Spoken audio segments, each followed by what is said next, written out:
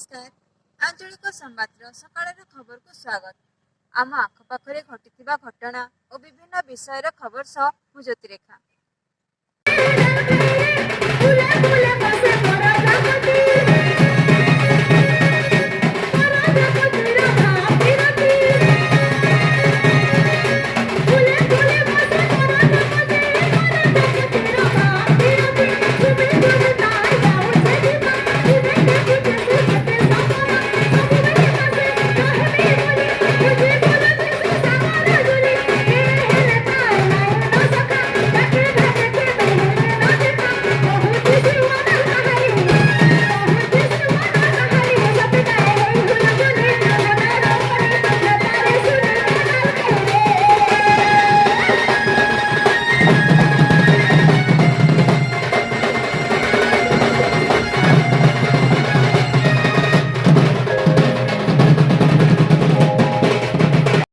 ओडिशा सरकारଙ୍କ निष्पत्ति अनुଯାयी सरकारଙ୍କ ओडिया भाषा साहित्य और संस्कृति विभागर सहायतार ओडिशा साहित्य एकाडेमीर आयोजन में अप्रैल 1 रु अप्रैल 14 पर्यंत ओडिया पक्ष पालनर अवसर में बलांगीर पुंचला ब्लॉक परिसर में लोककला दिनटे पालित हो जाएगी।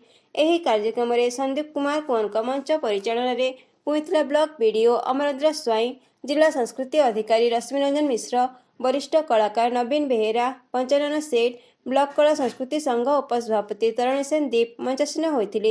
एही अवसर में लोककलार वरिष्ठ कलाकार सरजू थनापति, लोक संस्कृति गवेषक नीलांचल नंद, बासंती नंद, जप मुगरी, आनंद पटेल, अजय पटेल, सक्राजित साहू, सुश्रिता गरुड़, कल्पना मुगरी तथा पंचानन सेठ को संबर्धना प्रदान कर परे ढोलमोहरी कला परिषद, घुंगुरू कला परिषद और अन्य अनुष्ठान सांस्कृतिक कार्यक्रम परिवेषण करथिले।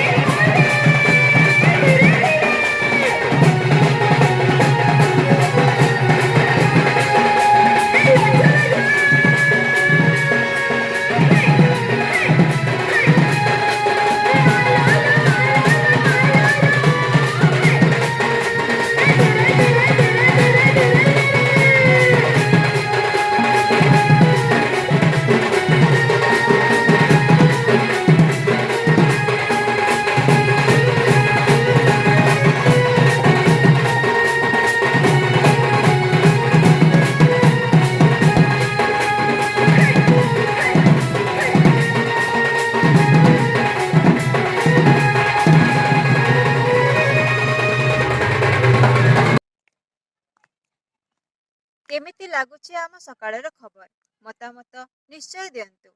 आपण जदि सब्सक्राइब करनांती तेबे सब्सक्राइब बटन को टिपी बेल आइकन सह ऑल को एथरा आम सकाळर खबर पहुंची जिवो आपणक नोटिफिकेशन बॉक्स रे।